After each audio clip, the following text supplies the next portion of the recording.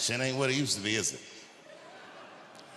This nigga Puff got 50 months.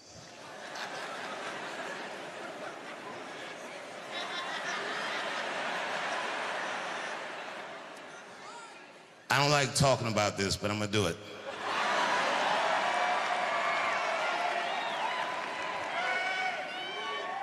Here's my thing about Puffy. And I gotta state my bias. Years ago, I got attacked on stage in California at the Hollywood Bowl. Now, this was a long time ago. At this time, Charlie Kirk was alive and well.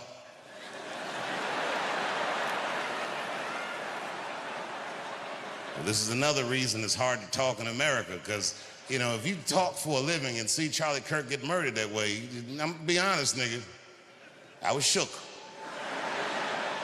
I mean, Charlie Kirk is the wholesome white guy, and they killed this motherfucker. I said, these whites.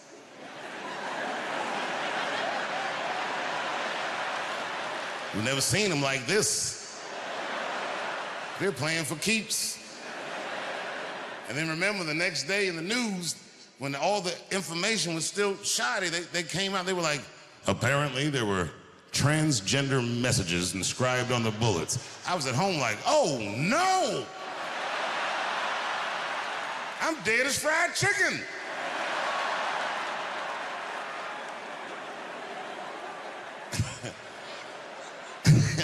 And then weeks later, they said what was written on the bullets. One of the bullets had Bella Ciao, Bella Ciao, Bella, Bella, Bella Ciao written on it. Another bullet had written on it, if you're reading this, you're gay. I was at home like, nigga, I'm gonna need to see these bullets. How the fuck is this nigga writing whole paragraphs on bullets? How big are these bullets? What is this nigga, a watchmaker? He can inscribe all this shit on a bullet?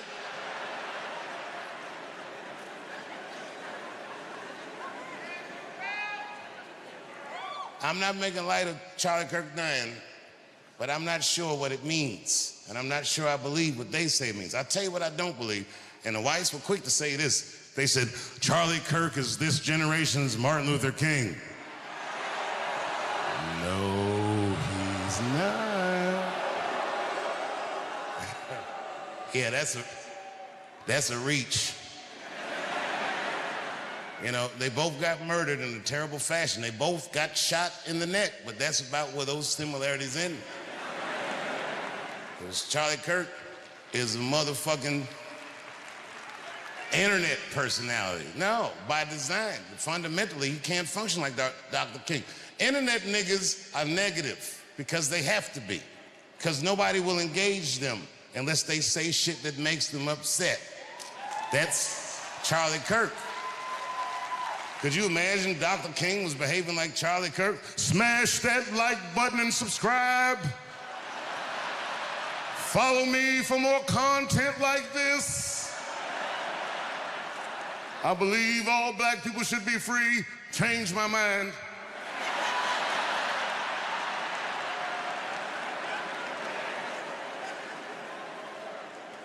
The Congress took a vote that October 14th will be Charlie Kirk Remembrance Day, and everybody voted for it. No, I'm not gonna boo it. You can remember, no. Remember that nigga if you want to.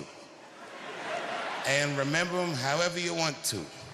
But I do know that most of those Congress people voted for that because they're afraid of political violence. I'm telling you, it's easier to talk with Saudi Arabia.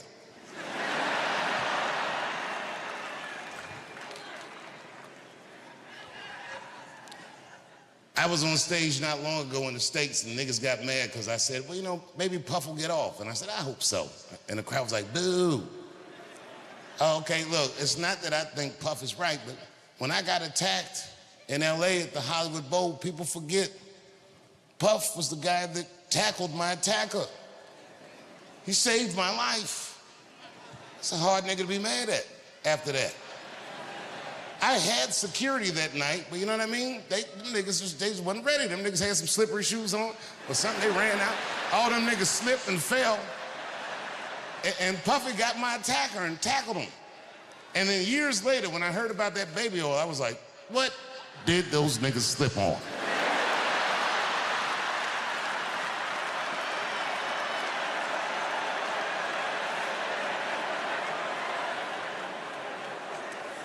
$1,000 bottles of baby oil, that's a lie.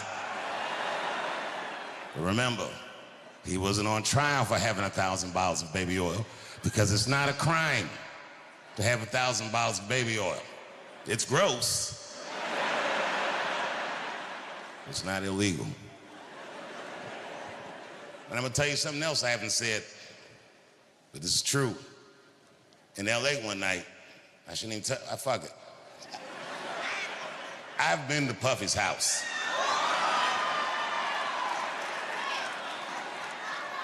No, I didn't see none of the stuff they said in that trial. I walked to that nigga's living room, house was clean, traction on the floor, nothing slippery, walk right through. Perfectly normal evening. The only thing in hindsight, but at the time it didn't mean nothing to me. I didn't think about it until after I found all that stuff out, but in hindsight it was fucked up. But we was on this back patio, and we was drinking and laughing, talking, and then nigga Puff starts swirling his drink like this, and he goes, so Dave, he goes, what are you into? You know me, I was like, I don't know, nigga, books, video games,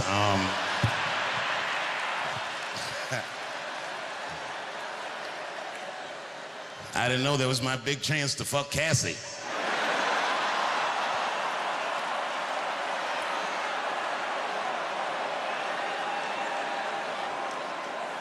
God bless her. I'm not making light of her. What she went through was terrible. But remember, because they kept showing this video of him beating her up in a hotel hallway, which is a terrible video. But he wasn't on trial for that. If you remember, he paid her for that before the federal charges ever came up. He paid her $35 million, is what I heard, which doesn't make it right, but I mean, come on, nigga. I do know niggas that have fought Floyd Mayweather for less money than that. And them niggas had to fight for 36 minutes.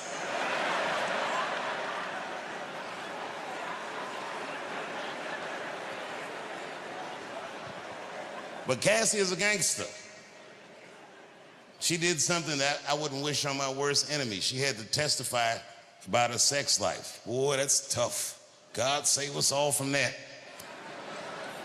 Anything you say about sex publicly is gonna sound bad. Even if you're talking about fucking your wife face to face. If the judge is like, tell me about did you fuck your wife face to face? Yes, Your Honor, I did. But could you describe the account? Well, yes, I looked at her in her cold, bored eyes, and then I pulled those big panties aside, and it's like a bush that just screams, I don't give a fuck, and I just, you know what I mean? Just power through it, you know what I mean?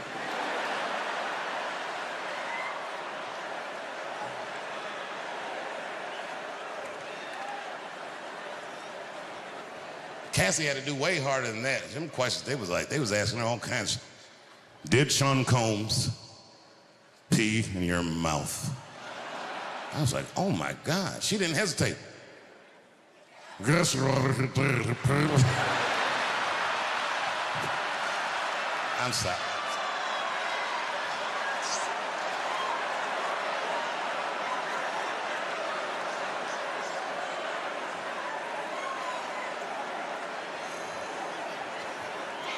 Soft, warm music begins. A gentle jazz melody, the kind you might hear in a small, intimate club.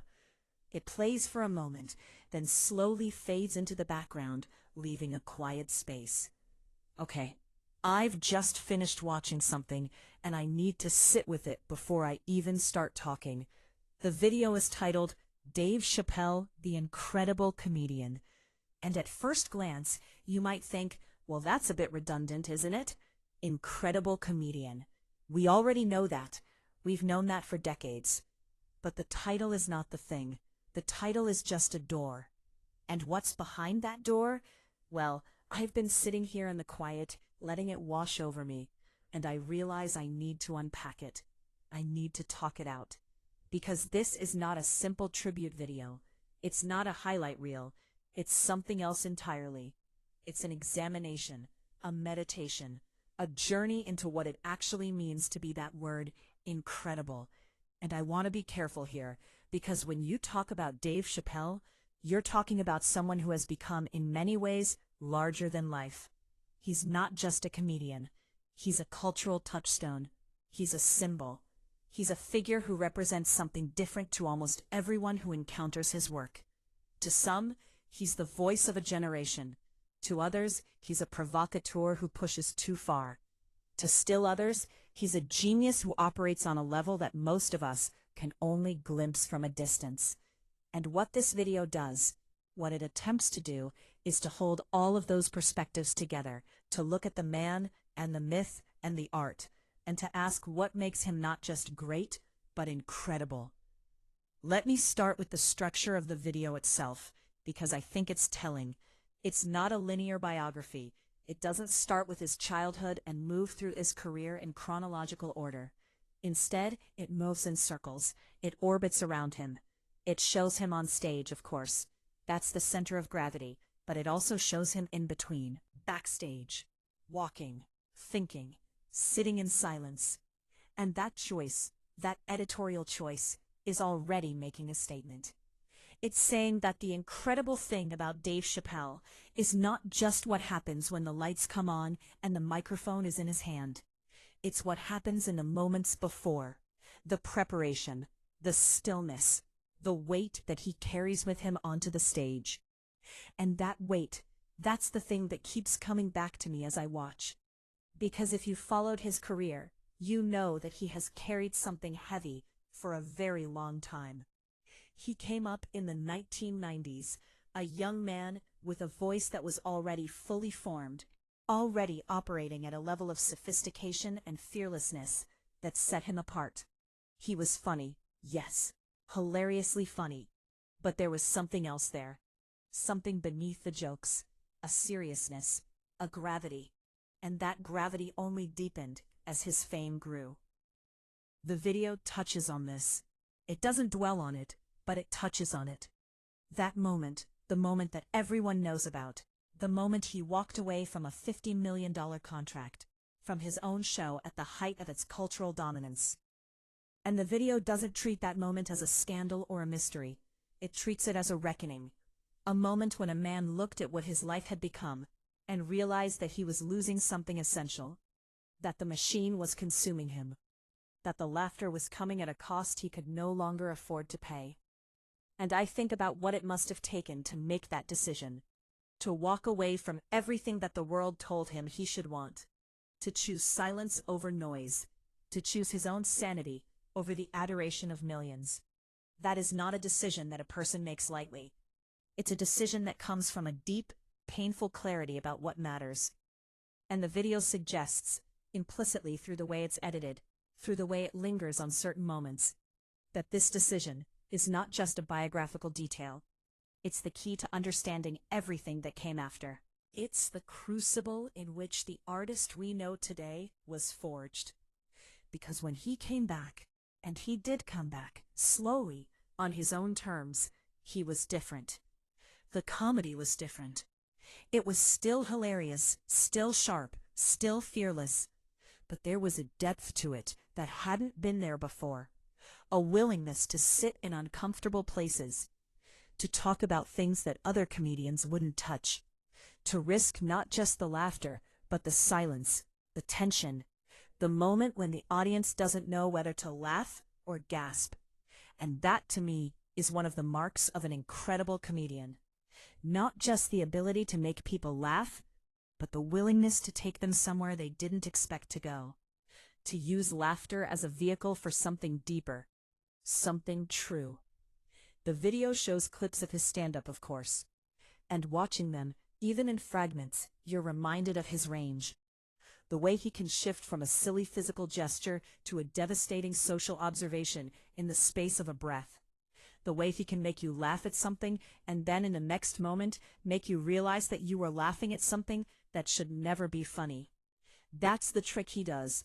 That's the alchemy. He takes the things that make us uncomfortable, race, class, power, gender, the absurdities of American life. And he holds them up to the light. And he makes you look. And he makes you laugh. And then just when you think you're safe, he makes you feel something else. Something that sits in your chest long after the laughter has faded. And the video understands this. It doesn't just show the jokes. It shows the reactions, the faces in the audience, the way people lean in, the way they cover their mouths, the way they look at each other as if to say, "Did he really just say that?" And then the release. The laughter that comes not from comfort, but from recognition. From the relief of hearing something said out loud that everyone has been thinking, but no one has had the courage to articulate. That's what makes him incredible, I think. Not just the jokes themselves, but the courage behind them. The willingness to stand on a stage, alone, with nothing but a microphone and a stool, and to speak truth to power in a culture that punishes truth-tellers. To speak about race in a way that is neither safe nor sanitized. To speak about fame and its hollow promises. To speak about the things that keep him up at night, the things that haunt him, the things that he's still trying to understand. And to do it all with a lightness of touch that makes the medicine go down, that makes the bitter pill somehow sweet. But the video also shows the cost. And this is where it becomes something more than a tribute. It shows the moments of exhaustion, the moments when the mask slips, the moments when you can see, just for a second, the weight he's carrying. And it doesn't exploit those moments. It doesn't turn them into drama. It just lets them sit there, quietly, as a reminder that the person on the stage is a person with a family, with children, with a life that exists outside the spotlight. A person who chose, deliberately and with great effort, to raise his kids in a small town in Ohio, far from the industry that made him famous, because he wanted them to have something he never had. A normal life, a childhood, a sense of place. And I think about that choice too, about what it means to be a father and an artist, about the tension between the demands of a career that requires you to be constantly present, constantly visible, constantly performing, and the quieter demands of home. About the way he has navigated that tension, not perfectly, he would be the first to admit that, but with intention, with a clear sense of what matters. And I wonder if that's part of what makes his comedy so grounded, so human, because he's not living in a bubble. He's not surrounded by handlers and sycophants. He's living in a community. He's coaching Little League. He's running into neighbors at the grocery store. He's staying connected to the world that the rest of us inhabit, the world of ordinary joys and ordinary struggles. And that connection, that refusal to become disconnected, is, I think, one of the secrets of his genius. Because so many artists, when they achieve a certain level of success, become untethered. They lose touch with the reality that their art is supposed to reflect. They start making work for other famous people, for critics, for the industry itself. But Chappelle has always resisted that, even at the height of his fame. Even after the Netflix deals and the specials that broke records, he has remained rooted. He has remained curious. He has remained, in the deepest sense, a student of human nature. The video shows this in the way it captures him in conversation. Not just on stage, but off, talking to people, listening, observing. There's a sequence where he's just walking through a city street, and you see the way people react to him. Some approach, some hang back, some just nod. And he engages with each of them differently. He's not performing, he's just present. And you get the sense that for him, this is not a break from the work. This is the work. This is where the material comes from. This is where the understanding of people, of their hopes and fears and contradictions, is constantly being renewed. And that understanding, that deep, almost anthropological understanding of human behavior, is what allows him to do what he does, to walk up to the line and then somehow dance across it without falling, to talk about the things that divide us in a way that, against all odds, brings us together, to make us laugh at ourselves, at our pretensions, at our blindnesses, in a way that doesn't leave us feeling diminished, but somehow more connected, more human. The video also touches on the controversies, and I think it would be dishonest to talk about Dave Chappelle without acknowledging that his work has become, in recent years, a lightning rod. He has said things that have angered people, that have sparked debates about the limits of comedy, about the responsibility of artists, about who gets to say what and to whom. And the video doesn't shy away from this. It shows the protests, it shows the headlines, it shows the complicated, messy reality of a career that has always refused to play it safe. But it doesn't take sides, and I appreciate that. Because what the video seems to be interested in is not whether you agree or disagree with everything he's ever said, but what it means to have an artist who refuses to be contained, who refuses to perform within the boundaries that others set for him, who insists on the freedom to explore, to question, to push, even when, especially when, it makes people uncomfortable. And I think that's a harder conversation to have, because it's not about whether a particular joke landed or didn't land. It's about what we want from our artists. Do we want them to be safe? Do we want them to reflect back to us our own already formed opinions? Or do we want them to challenge us, to take us to places we wouldn't go on our own, to make us see things we'd rather not see? And I think the video's answer, implicit but clear, is that the latter is what makes an artist incredible. Not the ability to please everyone, not the ability to stay within the lines, but the willingness to risk everything in pursuit of something true, something real, something that matters. There's a moment near the end of the video, I'm trying to recall it exactly, where someone is talking about what it's like to watch Chappelle work, and they say something like, "He's not telling jokes, he's telling the truth, and the truth just happens to be funny sometimes." And that's it. That's the thing. That's what separates him from the comedians who are merely funny. He's after something bigger. He's after the truth. And he's willing to go through hell to get to it. He's willing to sit in the fire, to let the audience feel the heat, to let the tension build until it becomes almost unbearable, and then to release it with a punchline that feels less like a punch and more like a gift. And I think about what that takes. The courage, the discipline, the years of practice, the failures, the moments when a joke didn't land, when an audience turned, when the silence was deafening, and the resilience to keep going, to keep refining, to keep trusting the process. That's not just talent, that's something else. Something that has to be cultivated over a lifetime. Something that has to be protected, nurtured, defended against the forces that would grind it down. The video ends, and I'm left with this feeling, this complex, layered feeling that I'm still trying to name. It's admiration, certainly, but it's also something like gratitude. Gratitude that there are artists who take their craft this seriously, who treat comedy not as a way to pass the time, but as a way to illuminate the human condition, who refuse to let us off the hook, who insist on looking at the things we'd rather look away from, and who somehow, miraculously, make us laugh in the process. And I think about the title again, Dave Chappelle, the Incredible Comedian. And I realize that the word incredible has two meanings. There's the casual meaning, really good, amazing, impressive. And then there's the literal meaning, not credible, unbelievable. So incredible that it's hard to believe it's real. And maybe that's the deeper truth. That what he does is so rare, so difficult, so seemingly impossible, that it defies easy explanation. That the only way to describe it is to say that it's incredible. That it stretches the boundaries of what we thought comedy could be. That it reminds us, every time he steps on stage, that art is not decoration. Art is not escape. Art is a way of seeing, a way of understanding, a way of bearing witness to the strange, beautiful, terrifying experience of being alive.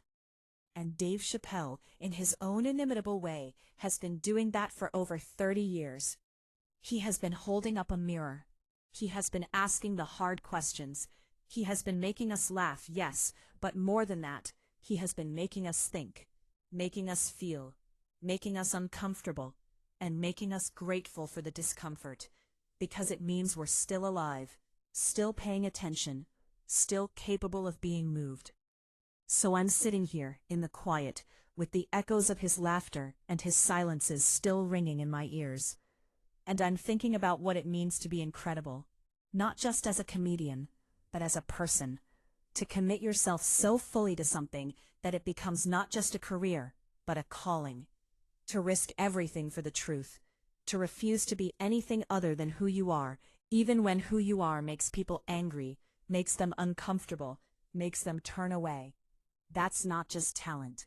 That's courage. That's integrity. That's the thing that lasts.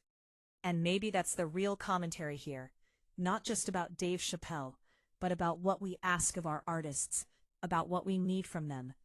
In a world that is increasingly noisy, increasingly shallow, increasingly distracted, we need people who will sit in the quiet and think, who will walk up to the edge and look over, who will tell us the truth, even when, especially when, we don't want to hear it, and who will do it with such grace, such skill, such undeniable humanity that we can't help but listen. That's what this video reminded me of. That's what it gave me. Not just a portrait of a comedian, but a meditation on what it means to devote your life to something that matters. To keep showing up year after year, night after night, stage after stage, and to give everything you have every single time. That's not just incredible. That's miraculous. And I think I need to sit with that for a while longer. I think I need to let it settle. I think I need to carry it with me. This reminder that art matters, that truth matters, that the people who have the courage to speak it are doing something that no one else can do. Something that we need, perhaps now more than ever. So I'll stop here. But the conversation, the thinking, the feeling, the wondering, it doesn't stop. It keeps going. It follows me out of the room, and I suspect it will follow you too, if you let it. Soft music returns, the same warm jazz melody from the beginning. It swells gently, then slowly fades, leaving a long, quiet moment of silence. Soft, contemplative piano music begins, slow, measured, with a hint of melancholy. It plays for a long moment, then fades to a whisper beneath the voice. Okay, I've just watched something, and I need to sit with it before I even try to speak about it. The video is titled Dave Chappelle, the Incredible Comedian, and I know I've already talked about this once before. But here's the thing. I watched it again, and each time I found something different, something I missed the first time, something that opened up a new angle, a new question, a new way of thinking about what it means to be not just a great comedian, but an incredible one. So I'm going to do something a little different this time. I'm not going to give you a recap. I'm not going to walk you through the video moment by moment. Instead, I want to talk about what it feels like to watch Dave Chappelle, what it does to you, what it asks of you, because I think that's the thing that gets lost when we talk about comedy as a craft, as a profession, as a set of techniques. We forget that at its best, comedy is not something you observe. It's something that happens to you. It changes you, even if only for a moment, even if only in a small way. And with Dave Chappelle, the change is not small. It's not fleeting. It sits with you. It follows you home. It makes you think about things you'd rather not think about, and it makes you laugh at them anyway. And then you're left wondering, what just happened? How did he do that? How did he take something so uncomfortable, so complicated, so potentially explosive, and turn it into a moment of shared understanding? I want to start with his presence. And I know that sounds abstract, but bear with me. When Dave Chappelle walks onto a stage, something shifts in the room. You can feel it even through a screen. There's a stillness that settles over the audience, a kind of collective holding of breath. And it's not just anticipation, though of course it's that too. It's something else. It's the recognition that you are in the presence of someone who is not going to perform for you in the usual way. He's not going to tell you a set of polished jokes that he's been working on for months. He's going to think out loud. He's going to discover something in real time. And you're going to be part of that discovery. The video captures this beautifully. There are moments where he's on stage, and you can see him thinking. You can see the gears turning behind his eyes. He'll start a sentence, and then he'll stop. He'll look at the audience. He'll let the silence sit there, heavy and uncomfortable. And then he'll find his way forward, not because he had a punchline prepared, but because he trusted himself to find it in the moment. And that trust, that absolute unshakable trust in his own instincts is, I think, one of the things that makes him incredible. Because most comedians are terrified of silence. They're terrified of losing the audience. They fill every second with noise, with movement, with the next joke, the next bit, the next laugh. But Chappelle is not afraid of silence. He uses it. He makes it part of the rhythm. He lets the audience sit with something, lets it breathe, lets it become uncomfortable, and then he releases the tension with a line that feels inevitable, that feels like the only thing that could have come next. And when it lands not just as a joke, but as a kind of truth. A truth that you were already halfway to understanding, but that he articulated for you. The video also shows him offstage, and that's where I found myself leaning in. Because the offstage moments, the walks through the city, the conversations with strangers, the quiet moments in dressing rooms, they reveal something about who he is when the lights aren't on.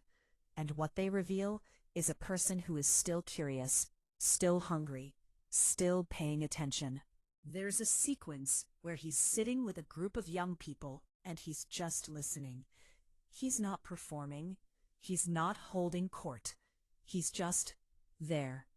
And you can see that he's learning something, that he's filing it away, that whatever they're telling him will eventually make its way into his work, transformed, alchemized, but still rooted in the reality of that conversation. And that's the thing, isn't it? His comedy is not invented, it's extracted. It's drawn from the world, from the people he meets, from the things he sees and hears and feels. He's not sitting in a writer's room, trying to come up with premises. He's living, he's observing, he's letting the world wash over him, and then he's finding the shape of it, the absurdity of it, the truth of it, and he's putting it on stage. And because it comes from real life, it lands with a weight that manufactured comedy can never achieve. There's a moment in the video, I've watched it several times now, trying to understand why it hits me so hard, where he talks about his father.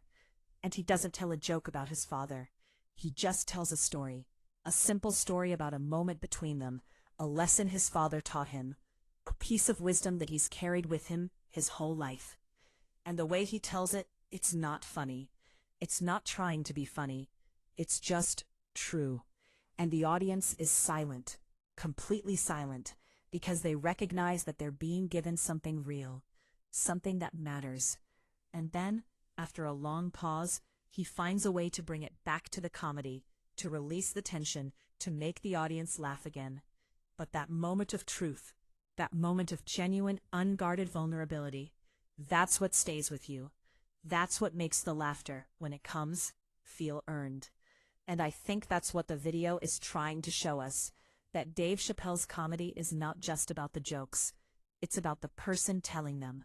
It's about the life behind them. It's about the fact that he has suffered, that he has struggled, that he has made mistakes, that he has walked away from everything and come back to something new.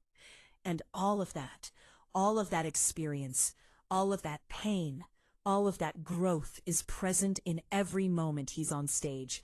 You can't separate the art from the life. You can't separate the comedy from the person, and that's rare. That's incredibly rare. Most performers learn to create a persona, a mask, a version of themselves that is safer, more polished, more palatable. But Chappelle refuses to do that. He puts himself on stage fully, without armor, and he trusts that the audience will meet him there. The video touches on his relationship with fame, and this is another thread that runs through it, quietly but persistently, because fame is a strange thing. It gives you everything you thought you wanted, and then it takes something from you that you didn't know you had. It isolates you. It distorts your sense of reality. It surrounds you with people who will tell you what you want to hear. And Dave Chappelle has been famous for a long time. He became famous when he was very young, and he has had to learn, sometimes painfully, how to navigate that, how to protect himself, how to protect his family, how to keep a piece of himself that belongs only to him. The video shows him in his hometown, in Ohio, in the small, unglamorous town where he chose to raise his children. And there's something about the way he moves through that town, the way people greet him, the way he greets them, that tells you he made the right choice. He's not a celebrity there. He's a neighbor. He's a dad. He's a guy who shows up at the school play and the Little League game. And that grounding, that connection to a life outside the industry is, I think, what keeps him sane, what keeps him real, what keeps his comedy rooted in something that the rest of us can recognize. Because so much of comedy today is made by people who live in bubbles, who only interact with other comedians, other industry people, other famous people, and their comedy reflects that. It becomes insular. It becomes about nothing. It becomes a series of in-jokes and references that only make sense to people in the same bubble. But Chappelle's comedy is not like that. It's about the world that most of us actually live in. It's about the struggles, the absurdities, the contradictions of everyday life. And that's why it lands. That's why it matters. The video also spends time on his relationship with other comedians. And this is something I hadn't thought about before, but it's crucial. Because comedy is often a lonely profession. You're on stage alone. You're in your head alone. You're working out your material alone. But Chappelle has always been part of a community. He came up with a generation of comedians who pushed each other, challenged each other, learned from each other. And he has never forgotten that. He shows up for other comedians. He supports them. He gives them stages, gives them opportunities, gives them the kind of mentorship that he wishes he'd had when he was starting out. And there's a sequence in the video, I'm thinking of it now, and it's making me emotional, where he's talking about a comedian who passed away, a friend, a peer. And he doesn't talk about the person's career or their achievements. He talks about who they were, the way they made him laugh, the conversations they had, the moments that mattered. And you realize that for him, comedy is not about the spotlight. It's about the relationships. It's about the people who understand what it's like to do this thing, to stand on a stage alone and try to make sense of the world. And the way he honors those relationships, the way he holds on to them, even after loss, that's not just about being a good comedian. That's about being a good person.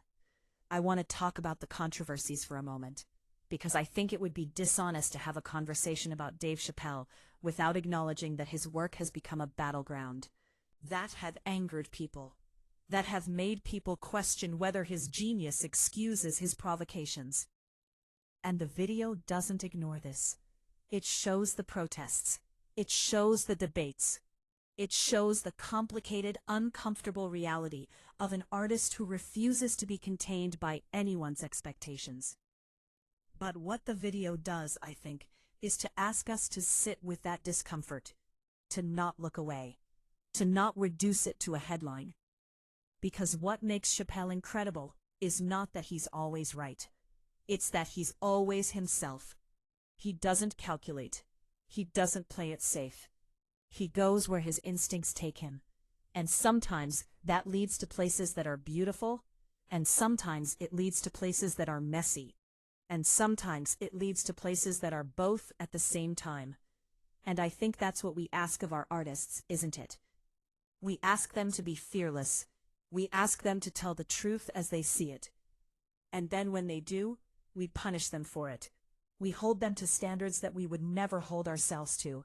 We demand that they be perfect, that they never offend, that they never make a mistake, that they never say something that doesn't land exactly the way we want it to. And I'm not saying that criticism isn't valid. It is. Of course it is. But I am saying that there's a difference between engaging with an artist's work and trying to silence it, between having a conversation and demanding conformity. And what the video suggests in its quiet, patient way is that Dave Chappelle represents something that is increasingly rare in our culture: the freedom to explore, the freedom to ask questions without having the answers predetermined, the freedom to be complicated, contradictory, unfinished. I think about the title again, Dave Chappelle, the Incredible Comedian, and I realize that the word incredible carries a weight that we don't always acknowledge. It means not credible. It means unbelievable. It means that what he does is so rare, so extraordinary, that it's hard to believe it's real.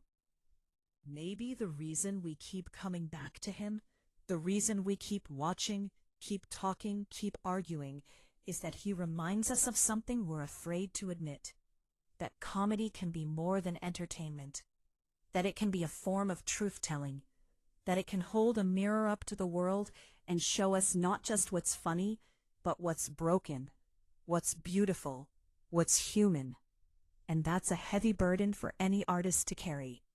And he carries it, not perfectly, not without stumbling, but with a kind of grace that comes from having been tested, from having fallen and gotten back up, from having walked away from everything and chosen to come back, not because he needed the money or the fame, but because he needed to say something, because the silence was too heavy, because the truth was too urgent. The video ends with a shot of him walking off stage. The lights are dimming, the applause is fading, and he's walking alone, down a corridor, toward whatever comes next. And I find myself thinking about all the stages he's walked off, all the shows he's done, all the nights he's stood in front of a crowd and given them something that no one else could give. And I think about what it takes to do that, night after night, year after year, the discipline, the resilience, the love for the craft that never fades, even when everything else around it is changing. And I realize that what I'm really talking about, what this video is really about, is not just Dave Chappelle. It's about what it means to devote your life to something that matters, to keep showing up, to keep risking, to keep telling the truth even when the truth is hard. That's not just incredible, that's heroic, in a quiet, unglamorous, deeply human way. So I'll stop here. But the thoughts, the questions, the feelings, they don't stop. They follow me, they follow you. And maybe that's the mark of something truly incredible. That it doesn't end when the video ends, that it keeps working on you, that it changes you, even in a small way, and you carry that change with you into whatever comes next. Soft piano music returns, the same slow, contemplative melody from the beginning. It swells for a moment, then gently fades, leaving a long, quiet silence.